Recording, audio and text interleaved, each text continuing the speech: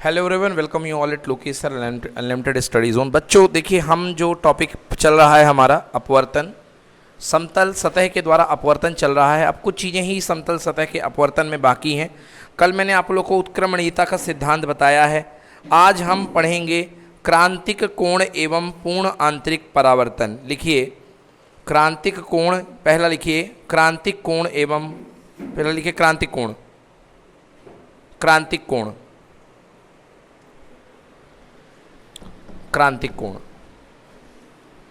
क्या है भाई? ये क्रांतिक कोण, तो ये आपके पास में कोई सतह है और ये आपका अभिलंब है। आप जानते हैं ऊपर का माध्यम मान लो एयर है, नीचे ऊपर का माध्यम क्या है? एयर है, और नीचे का माध्यम मान लो क्या है? ग्लास है। ओके, एयर का माध्यम μ1 ले लो और इसका माध्यम क्या ले लो? μ2। अगर आप जानते हैं कि अगर किरण जो है कहाँ से चलती है? विरल से, सघन से विरल, सघन से तो अभिलंब से कहाँ हटती है? दूर हटती है। तो ये देखिए, ये आई है तो ये एंगल कितना है? R। मैंने इस किरण को और उठा दिया तो ये किरण और दूर हट गई। बोलिए हाँ या ना? आई मैंने बढ़ा दिया तो ये किरण और दूर हट गई। मैं आई अगर थोड़ा और बढ़ाऊंगा तो ये किरण कितने पे फ्लैट हो जाएगी? बोलो हाँ। मतलब R का मान कितने डिग्री हो जाएगा? 90 डिग्री। R का मान कितना हो जाएगा? इस अवस्था में जो ये कोण कहलाता है, इस कोण को बोलते हैं क्रांतिक कोण। क्या कहलाएगा ये? क्रांतिक कोण। मतलब आपतन कोण का वह मान जिसके लिए अपवर्तन कोण कितने डिग्री हो? 90 डिग्री। बट शर्त यहाँ पर क्या है कि किरण जो है सघन से विरल में चलनी चाहिए। समझ में आया ना? तो हमने क्या कहा आपसे? आपतन कोण का वह मान जिसके लिए अपवर्तन कोण कितने डिग्री हो? 90 डिग्री क्रांतिक कोण कहलाता है। लिखिए हाँ, तो इसको आप तीन अलग अलग डायग्राम में बना सकते हैं। मैंने एक साथ बनाया है, आप इसको तीन अलग अलग डायग्राम में बना सकते हैं। कैसे? जैसे कि पहले इस तरीके से लो कि यहाँ पर आपका ये था, आई कम था तो किरण ये गई। फिर दूसरे में आपने आई और बढ़ा दिया तो किरण थोड़ा और बढ़ा दिया आपने आई तो किरण ये चली गई। तीसरे में आपने आई और बढ़ा दिया, इस समय ये कहलाएगा क्रांतिक कोण IC। क्रांति को इंग्लिश में बोलते हैं क्रिटिकल। क्या बोलते हैं? क्रिटिकल। इसलिए ये हो गया C for critical, C for क्रांतिक। और किरण कुछ इस तरीके से चली गई तो ये कहला गया क्रांतिक कोण और ये बन गया 90 डिग्री। तो मैंने तीनों डायग्राम यहाँ पे अलग अलग अब बना के दिखा दिए हैं। ये अभिलंब है, ये किरण है। अब परिभाषा इसकी लिखी जा सकती है। लिखिए परिभाषा, पहले बना लो इसको, बनाना हो तो।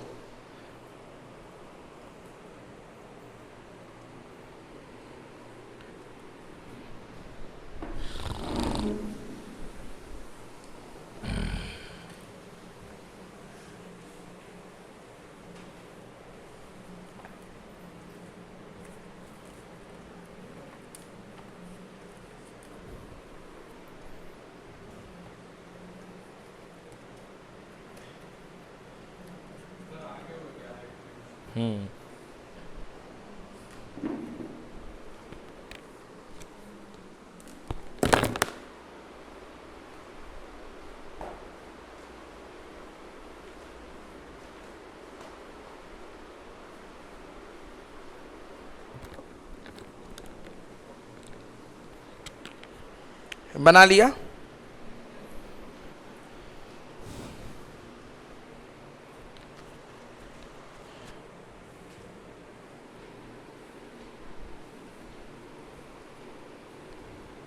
जब प्रकाश किरण, परिभाषा लिखिए, जब प्रकाश किरण किसी सघन माध्यम से विरल माध्यम में प्रवेश करती है, जब प्रकाश किरण किसी सघन माध्यम से विरल माध्यम में प्रवेश करती है तो आपतन कोण का वह मान, आपतन कोण का वह मान आपतन कोण का वह मान जिसके लिए अपवर्तन कोण का मान 90 अंश हो, जिसके लिए अपवर्तन कोण का मान 90 अंश हो, जिसके लिए अपवर्तन कोण का मान 90 अंश हो, क्रांतिक कोण कहलाता है।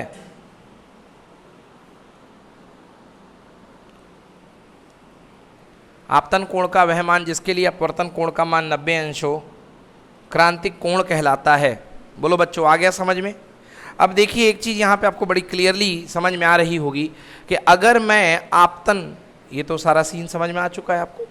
अब एक चीज़ जिसकी मैं बात कह रहा हूँ कि अगर मैं आपतन कोण के मान को इससे ज़्यादा और मैं कोण बढ़ाऊँगा, तो आपने देखा था जब मैंने एक्सपेरिमेंट कराया था, लाइट वापस लौट के आई थी, याद होगा आपको। अगर मैं आपतन कोण का मान इससे भी ज़्यादा कर देता हूँ, मतलब क्रांतिक कोण से भी ज़्यादा, ये देखिए मतलब यहाँ पर जो आपतन कोण है वो क्रांतिक कोण से क्या बच्चों, ज़्यादा। तो किरण अब यहाँ तक गई थी, अब बताओ उसी माध्यम में लौट करके वापस आ जाएगी, आएगी कि नहीं आएगी?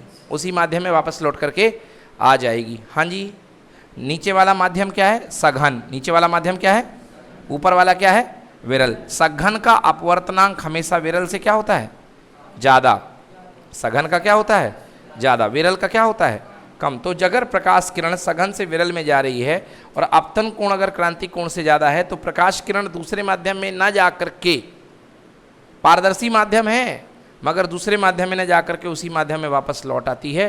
इस घटना को बोलते हैं पूर्ण आंतरिक परावर्तन। और आपके जो ऑप्टिकल फाइबर कम्युनिकेशन होता है, जो आपका 4G का नेट चलता है, समझ गए ना, और समुद्र के अंदर से जो वायर आई हुई हैं, उसमें जो पूरा का पूरा सिग्नल आता है वो लाइट के माध्यम से आता है। किससे आता है? लाइट के माध्यम से। और उसके अंदर यही पूर्ण आंतरिक परावर्तन होता है। हालांकि पूर्ण आंतरिक परावर्तन का उपयोग आपके सिलेबस से मध्य प्रदेश बोर्ड से हट गया है। तो पूर्ण आंतरिक परावर्तन के बहुत सारे उपयोग होते थे। रिफ्लेक्टिंग प्रिज्म होते थे, मारीचिका होती थी, बहुत सारी चीज़ें होती थी, बट वो टोटली आपके सिलेबस से हट गया है।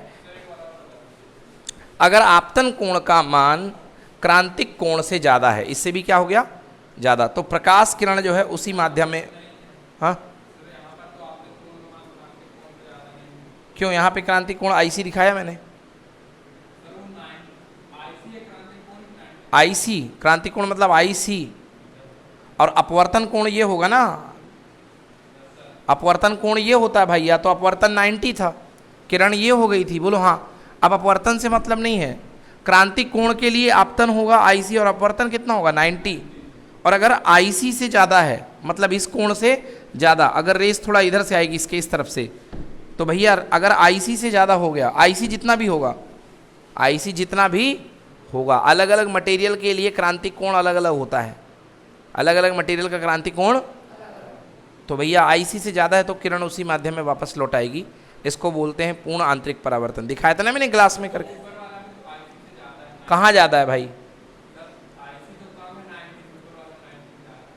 सुन रहे हो मैं क्या कह रहा हूँ?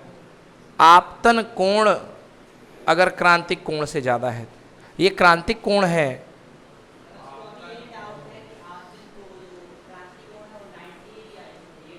क्रांतिक कोण IC है।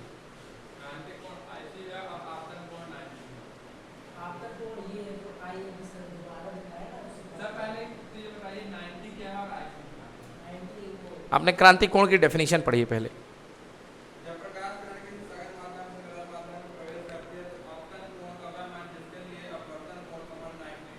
हाँ, आपतन कोण का वह मान जिसके लिए अपवर्तन कोण क्या हो? आपतन कोण की एक वैल्यू जिसके लिए अपवर्तन कोण कितने डिग्री का हो, वो कौन सा? वो वैल्यू आपतन कोण का वो फिक्स वैल्यू क्या कहलाता है? क्रांतिक कोण। समझ में आया? अब अगर आपतन कोण का मान क्रांतिक से ज़्यादा है, मान लो किसी का क्रांतिक कोण आ रहा है 42 डिग्री, कितना आ रहा है? मतलब अगर किरण को तुम 42 डिग्री के फेंकोगे तो वो उसका क्या हो जाएगी? 90 डिग्री पे चली जाएगी। बोलो हाँ। और अगर 42 से ज़्यादा पे फेंक दोगे, मान लो 45 पे फेंक दिया, तो फिर क्या होगा? बोलो हाँ, यही कह रहा हूँ, उसी माध्यम में वापस लौट आएगी। तो ये चीज़ लिखी मैंने कि अगर आप दिए गए आपतन कोण का मान क्रांतिक से क्या हो? ज़्यादा हो, तो किरण उसी माध्यम में वापस लौट जाती है। इसको बोलते हैं पूर्ण आंतरिक परावर्तन। बोलिए क्लियर है? चलिए, फिक्स वैल्यू है। हाँ बिल्कुल सही, क्रांतिक कोण एक फिक्स वैल्यू है अलग अलग मटेरियल के लिए, उससे ज़्यादा करोगे तो वो वापस आ जाएगी। आगे बात समझ में ना? चलिए लिखिए पूर्ण आंतरिक परावर्तन, परिभाषा लिखिए। जब कोई प्रकाश किरण किसी सघन माध्यम से विरल माध्यम में प्रवेश करती है, जब कोई प्रकाश किरण किसी सघन माध्यम से विरल माध्यम में प्रवेश करती है, जब कोई प्रकाश किरण किसी सघन माध्यम से विरल माध्यम में प्रवेश करती है, सघन से विरल,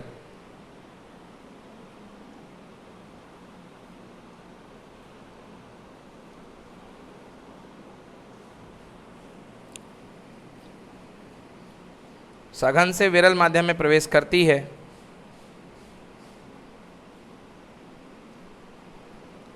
और जब आपतन कोण का मान क्रांतिक कोण से अधिक होता है,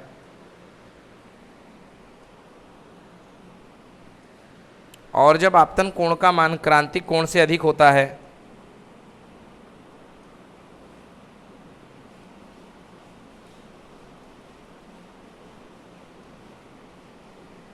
आपतन कोण का मान क्रांतिक कोण के मान से अधिक होता है,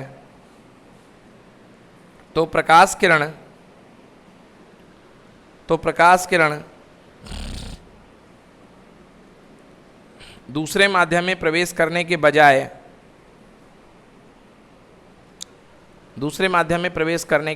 उसी माध्यम में परावर्तित हो जाती है। तो प्रकाश किरण दूसरे माध्यम में प्रवेश करने के बजाय उसी माध्यम में परावर्तित हो जाती है। इस घटना को प्रकाश का पूर्ण आंतरिक परावर्तन कहते हैं। परावर्तित हो जाती है, इस घटना को प्रकाश का पूर्ण आंतरिक परावर्तन कहते हैं।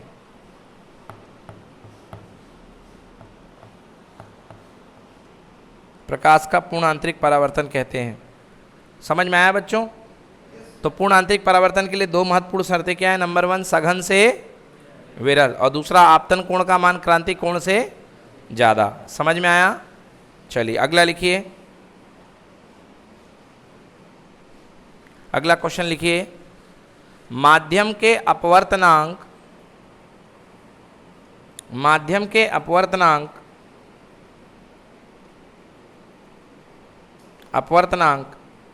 तथा क्रांतिक कोण के मध्य संबंध स्थापित कीजिए।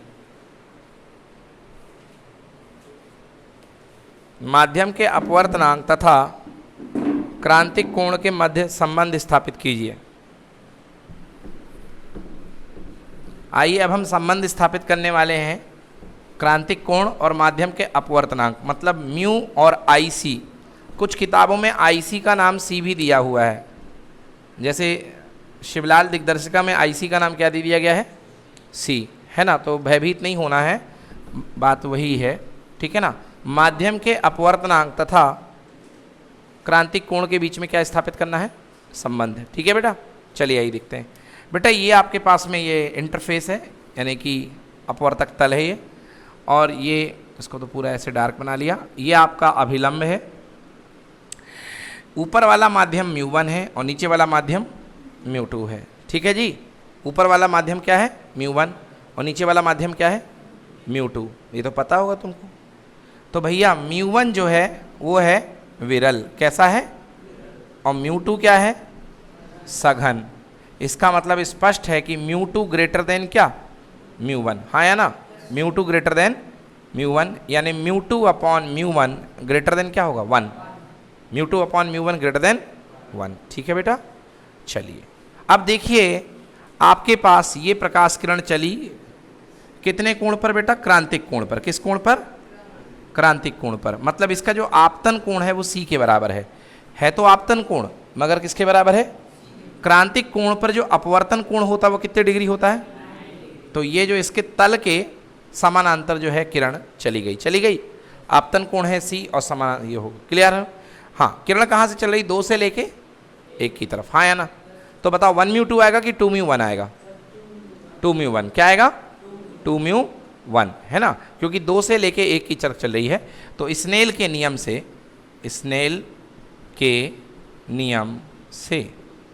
स्नेल का नियम क्या कहता है?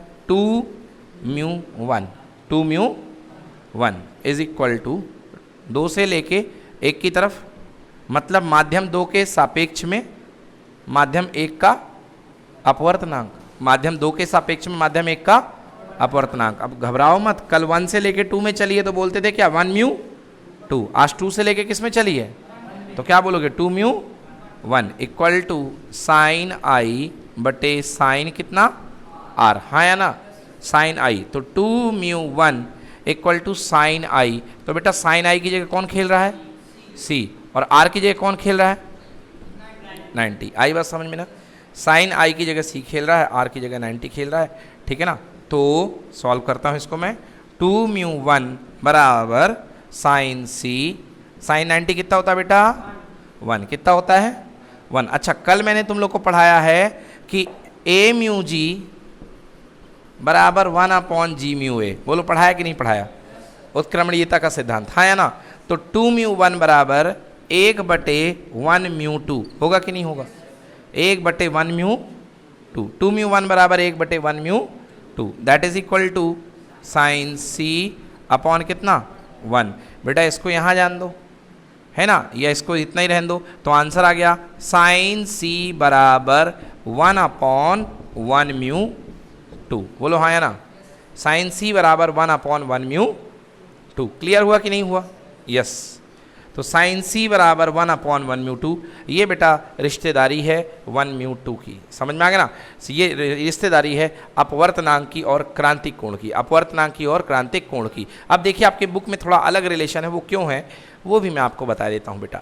आपको याद होगा मैंने बताया था अगर पहला माध्यम एयर हो, पहला माध्यम क्या हो, और दूसरा माध्यम सपोज ग्लास ले लूँ, क्या ले लो बेटा ग्लास, जनरली आपकी किताब में ग्लास लेके किया गया है। तो मैं बोलूँगा माध्यम 1 म्यू 1 बराबर एयर है, हाँ या ना, और म्यू 2 का माध्यम बराबर क्या आएगा भैया ग्लास, यस और नो।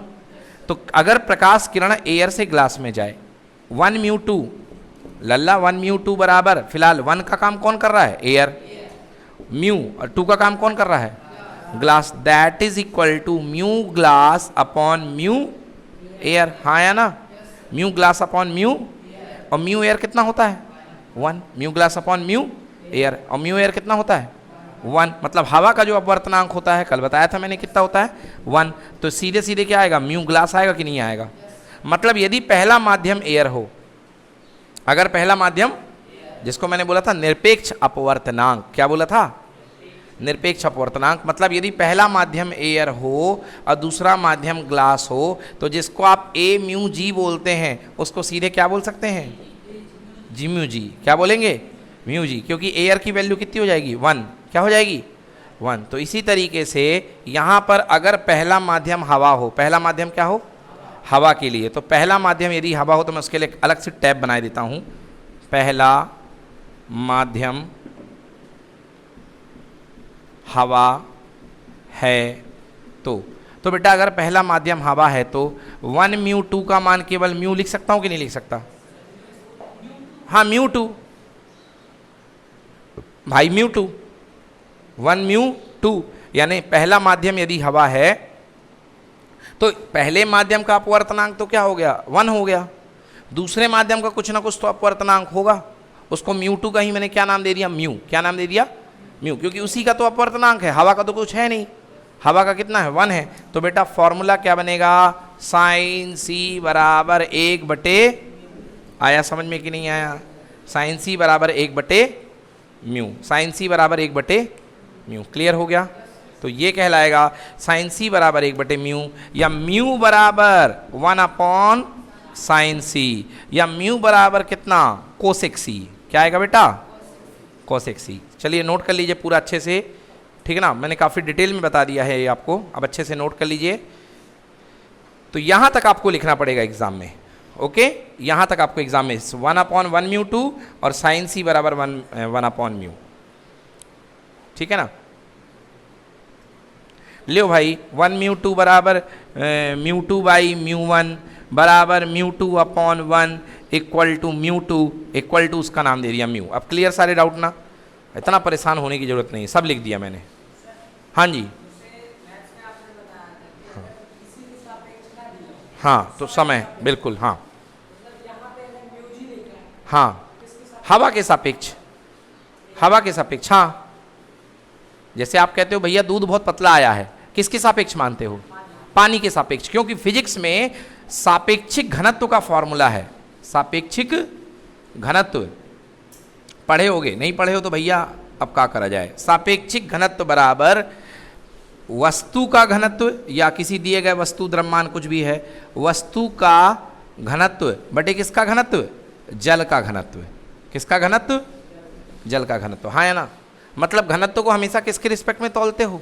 जल के रिस्पेक्ट में। समझ में आया ना? तो आइसक्रीम भी खरीदने जाओगे तो आइसक्रीम की डिब्बी के ऊपर लिखा रहता है रिलेटिव डेंसिटी। क्या लिखा रहता है ना? रिलेटिव डेंसिटी मतलब सापेक्षिक घनत्व। सापेक्षिक घनत्व किसका माध्यम? मात्रक। अपवर्तनांक का कैसे होगा भाई साहब? हो ही नहीं सकता है। अपवर्तनांक का मात्रक कैसे होगा? 1μ2 बराबर कल मैंने बताया था v1 अपॉन कितना? v2। ये भी वेग है, ये भी वेग है, वेग से वेग क्या हो जाएगा? कैंसिल। तो भैया ये मात्रकहीन। क्या कह रहे हो भैया तुम? हवा पदार्थ है, हवा भौतिक राशि नहीं लल्ला। पदार्थ का मात्रक कहाँ से बता दूं? भौतिक राशि का मात्रक बता सकता हूँ, है ना? अब तू कहेगा कुर्सी का मात्रक क्या है, तो कहाँ से बता दूंगा, है ना? भौतिक राशि बताओ, कुर्सी का वजन बताऊं, लंबाई बताऊं, तो इन चीज़ों का मात्रक बताऊंगा। पहली क्लास में पढ़ाया था मैंने, ये 11th क्लास की पहली क्लास थी ना, उसे मैंने बताया था। क्या कह रहे हो भाई? आवृत्ति के पे ऊपर मत जाइए, आप फिर से देखिए इसको, मैं एक बार जो बता रहा हूँ आपके पास। ये आपने देख लिया, एक बार यहाँ से देखिए। 1μ2 बराबर होता है μ2 by μ1। μ2 by μ1 equal to v1 upon v2 equal to λ1 upon λ2, है ना? ये चीज़ हम पहले करा चुके हैं। तो mu is inversely proportional to lambda, यहाँ से देख लो, mu inversely proportional to lambda. हाँ या ना? हाँ। और म्यू इस लैम्डा के व्युत्क्रमानुपाती है, तो यहाँ पे म्यू बराबर के अपॉन लैम्डा। और अभी मैंने रिलेशन आपको पढ़ाया बेटा, म्यू बराबर 1 अपॉन साइन सी, माने साइन सी इक्वल टू कितना? 1 अपॉन म्यू। बोलो हाँ या ना? साइन सी बराबर 1 बटे म्यू, तो साइन सी बराबर 1 बटे के अपॉन लैम्डा। हाँ या ना? तो लैम्डा ऊपर आ गया, तो साइन सी बराबर लैम्डा अपॉन के को गायब करोगे तो प्रोपोर्शनल लग जाएगा, मतलब sine C proportional to lambda. मतलब तरंग दैर्घ्य जितनी ज़्यादा होगी क्रांतिक कोण भी उतना ज़्यादा होगा। तो यदि प्रश्न बनेगा कि बताइए किसके लिए क्रांतिक कोण ज़्यादा होगा, लाल रंग की किरण के लिए या बैगनी रंग की किरण के लिए? लाल रंग की किरण के लिए, क्योंकि 7 कलर में सबसे कम तरंग दैर्घ्य होती है बैगनी की, और सबसे ज़्यादा तरंग दैर्घ्य किसकी होती है? लाल की। आया समझ में? लैम्डा भी छोटा होता है, लैम्डा आर बड़ा होता है, इसलिए सी क्रांतिक कोण का मान रेड कलर के लिए बड़ा होगा और वायलेट कलर के लिए कम होगा। बोलो हाँ या ना? सी भी वायलेट कलर के लिए क्या होगा? कम होगा। और लैम्डा चलता है ऐसा और म्यू चलता है उल्टा। तो अगर मैं बात करूं म्यू भी और म्यू आर, तो बताओ अब कौन बड़ा? अपवर्तनांक किसका बड़ा? वायलेट का या रेड का? वायलेट का। किसका? वायलेट का। क्योंकि जिसका लैम्डा बड़ा होगा उसका अपवर्तनांक छोटा होगा, क्योंकि लैम्डा और म्यू एक दूसरे के क्या है? उल्टे चलते हैं। देख लो, जिसका लैम्डा बड़ा उसका म्यू छोटा। समझ में आया? तो लाल रंग की तरंग दैर्घ्य सबसे ज्यादा, लाल रंग की तरंग दैर्घ्य सबसे, अपवर्तनांक सबसे कम, अपवर्तनांक सबसे कम, है ना? और क्रांतिक कोण सबसे ज्यादा। बोलो आ गया क्लियर समझ में? चलिए अच्छे से नोट करिए सबको। हाँ क्या पूछ रहे थे तुम? भैया आवृत्ति पर कोई निर्भरता नहीं है। आप हाँ अलग से ऑप्टिक्स का जो हम पाठ पढ़ते हैं, हमने आपको पहले बताया था, ऑप्टिक्स वेव ऑप्टिक्स की सीमांत स्थिति है। वेव ऑप्टिक्स की कौन सी स्थिति है? सीमांत स्थिति। मतलब किरण प्रकाशिकी जो है वो तरंग प्रकाशिका का एकदम लास्ट वाला पॉइंट है, और इसके लिए ये डिपेंड करता है कि सामने वाला जो ऑब्जेक्ट है उसकी साइज बड़ी हो। याद आया? तो इसलिए उस पर ऑप्टिक्स मत लगाइए, वहाँ पर ऑप्टिक्स मत लगाइए। हाँ जी जी हाँ हाँ हाँ हाँ बिल्कुल सही कह रहे हैं आप, आवृत्ति कम होती है, बिल्कुल इसमें कोई दिक्कत वाली बात नहीं है भाई साहब। मेरे को ये लगा कि आप ये कहना चाह रहे हैं कि सर जो बाकी रेड होती हैं ना, विद्युत चुम्बकीय तरंगे, रेडियो किरणें, माइक्रोवेव, उसमें यहाँ पे वो लगा के दिखाओ। तो मैंने कहा भैया वहाँ पे ये मत लगाइए, है ना, वो एक अलग विषय हो जाएगा। बाकी आप जो कह रहे हैं बिल्कुल सही है कि भैया सी बराबर न्यू लैम्डा। बोलो हाँ, आपके पक्ष में मैं बात कहूँगा, सी बराबर न्यू लैम्डा। हाँ या ना? लाल रंग की तरंग दैर्घ्य बढ़ेगी तो आवृत्ति क्या होगी? कम होगी, क्योंकि इन दोनों का बैलेंस होना चाहिए ना, इन दोनों का गुणन बिल्कुल फिक्स आना चाहिए कि नहीं आना चाहिए? तो सी बराबर न्यू लैम्डा, बिल्कुल है, सही बात है आपकी। चलिए और बताइए, इसको नोट करिए। अब वो कुछ भी होगा उससे मतलब नहीं है अपन को। भाई देखो, मैं तुम्हारी मदद के लिए करा हूं, अगर मैं चाहता तो मैं सीधे बोलता, देखो मैंने आपको सीधे पढ़ाया साइन सी बराबर 1/म्यू, बोलो हाँ, साइन सी बराबर 1/म्यू, और लैम्डा म्यू के इन्वर्सली प्रोपोर्शनल होता है कि नहीं होता है? मतलब यहाँ पे अगर म्यू के ये इन्वर्सली प्रोपोर्शनल है तो लैम्डा के क्या होगा? डायरेक्टली प्रोपोर्शनल, समानुपाती। अरे बेटा अगर ये म्यू के व्युत्क्रमानुपाती है तो तरंग दैर्ध्य के क्या होगा? बस मैं इतनी लाइन बोल सकता था, तो साइन सी प्रोपोर्शनल टू कितना? लैम्डा। बट मैंने इतना सारी इसलिए लिखी क्योंकि mu inversely proportional to lambda होता है। बट आप यदि ये कह दो कि सर यहाँ इक्वल लगा दो, गलत, बहुत भयंकर गलत। सुन रहे हो? क्या है? गलत है, क्योंकि ऐसा कोई संबंध नहीं होता है। साइन सी बराबर 1/म्यू तो होता है, मगर 1/म्यू समानुपाती होता है लैम्डा के, इक्वल नहीं होता है। इसलिए मैंने उसको बताया इस तरीके से। नहीं, स्पेशल कंडीशन में इक्वल नहीं होगा। इक्वल होने के लिए कारण क्या है? देखिए देखिए, आप इक्वल नहीं कर सकते, उसका कारण ये है, साइन सी इक्वल टू अगर आपने लैम्डा कर दिया, बोलो हाँ, ये कोण है, ये क्या है? इसकी इकाई है रेडियन, क्या इकाई है? और ये दूरी है, इसकी इकाई है लंबाई, एंगस्ट्रॉम। और दोनों लंबाइयाँ कभी, दोनों अलग अलग भौतिक राशियाँ कभी बराबर नहीं हो सकती हैं। तो डिपेंडेंसी तो है मगर बराबर कभी नहीं हो सकता है। चलो आ गया समझ में? लिखिए लिखिए, क्रांतिक कोण को प्रभावित करने वाले कारक, क्रांतिक कोण को प्रभावित करने वाले कारक, पहला प्रयुक्त प्रकाश के रंग पर,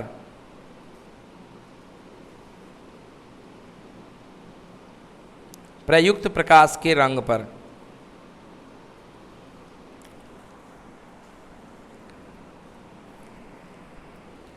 लिखिए, चूंकि बैगनी रंग के लिए अपवर्तनांक सर्वाधिक होता है, इसी में डैश करके, चूंकि बैगनी रंग के लिए अपवर्तनांक सर्वाधिक होता है, सर्वाधिक नहीं सबसे अधिक, अच्छा बोल क्या रहा हूं मैं? अपवर्तनांक, क्या बोल रहा हूं? अपवर्तनांक। चूंकि बैगनी रंग के लिए अपवर्तनांक सर्वाधिक होता है, तरंगदैर्घ्य सबसे कम, तरंगदैर्घ्य सबसे कम, अतः क्रांतिक कोण, अतः क्रांतिक कोण बैगनी रंग के लिए सबसे क्या होगा? सबसे कम होगा, सबसे कम होगा।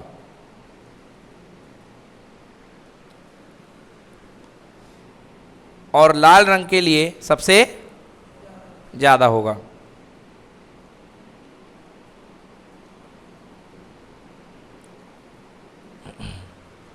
लाल रंग के लिए सबसे ज्यादा होगा, ठीक है ना? दूसरा लिखो, दूसरा पॉइंट निर्भरता का, सघन और विरल माध्यम के जोड़े पर,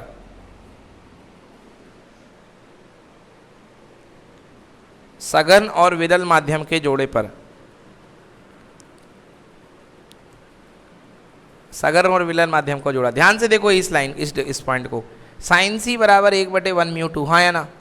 ये क्या है? सघन और मिलन माध्यम के जोड़े का सापेक्षिक अपवर्तनांक है कि नहीं है? मतलब सापेक्षिक अपवर्तनांक, रिलेटिव रिफ्रैक्टिव इंडेक्स, सापेक्षिक अपवर्तनांक जितना ज्यादा होगा क्रांतिक कोण उतना कम होगा। लिखिए, सापेक्षिक अपवर्तनांक जितना ज्यादा होगा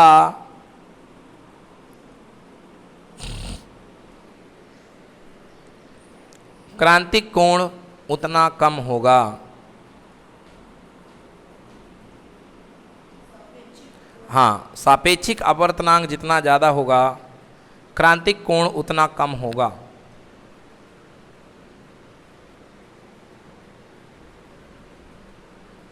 सापेक्षिक अपवर्तनांक जितना ज़्यादा होगा क्रांतिक कोण उतना क्या होगा? कम होगा। ठीक है?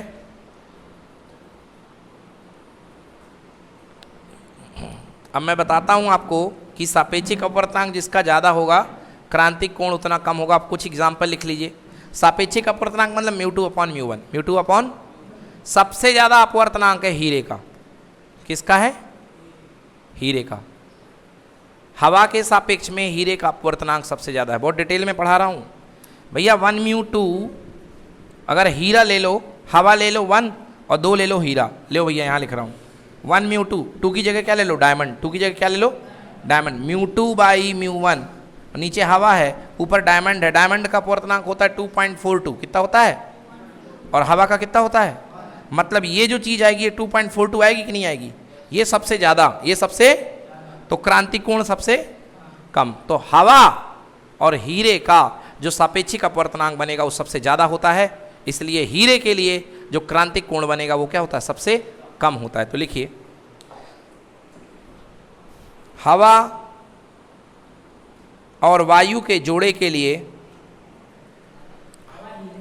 सॉरी, हीरे और वायु के जोड़े के लिए, हवा हीरा नहीं, हीरे और वायु के जोड़े के लिए, हाँ वही बात की है। हीरे और वायु के जोड़े के लिए क्रांतिक कोण क्या होता है? बहुत ही कम होता है।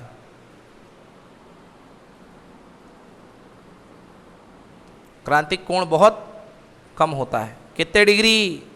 24 डिग्री। कितने डिग्री? 24 डिग्री। समझ में आया? कितने डिग्री भाई साहब? 24 डिग्री। बहुत कम, सबसे कम ही होगा हीरे और वायु के लिए, सबसे कम। क्योंकि ज्ञात पदार्थों में सबसे ज़्यादा अपवर्तनांक किसका प्राप्त है? हीरे का, 2.42। 24 डिग्री। क्या क्या है 24 डिग्री? क्रांतिक कोण। क्या है 24 डिग्री? क्रांतिक कोण। क्यों है इतना कम? क्यों है? क्योंकि इसका जो सापेक्षिक अपवर्तनांक है सबसे क्या है? ज़्यादा। तो क्रांतिक कोण क्या है? सबसे कम। चलो अगला लिखो। कांच और वायु के लिए, कांच और वायु के लिए क्रांतिक कोण लगभग 42 डिग्री। कांच और वायु के लिए क्रांतिक कोण लगभग 42 डिग्री।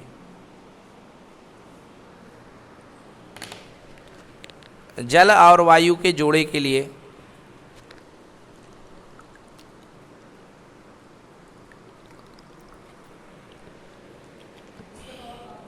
क्रांतिक कोण लगभग 49 डिग्री। बिल्कुल सही। सघनता बढ़ गई ना? सघनता बढ़ गई। हाँ, जल और वायु के जोड़े के लिए क्रांतिक कोण लगभग 49 डिग्री। बोलो जी, क्लियर है? जल और वायु के जोड़े के लिए क्रांतिक कोण लगभग कितने डिग्री? 49 डिग्री। बोलो क्लियर है बच्चों? हाँ भाई साहब, क्या दिक्कत आ रही है? नहीं, कभी नहीं। चलिए, ये हो गया। तो ये मैंने आपको सारी बातें बता दी। अपवर्तनांक। तीसरा लिखो, ताप पर बताइए। क्रांतिक कोण मैक्सिमम, भाई देखिए, मिनिमम तो 24 डिग्री है, मैक्सिमम और भी जा सकता है। अब इसमें जानकारी अपन को, ये तो रटने वाली चीज़ है, तो कौन इनको याद करे? बस 2-4 मैंने बता दी आपको। मेन आप हीरे का याद रखिएगा। हीरे का क्रांतिक कोण कितने डिग्री है? 24 डिग्री। मतलब समझो काम की बात।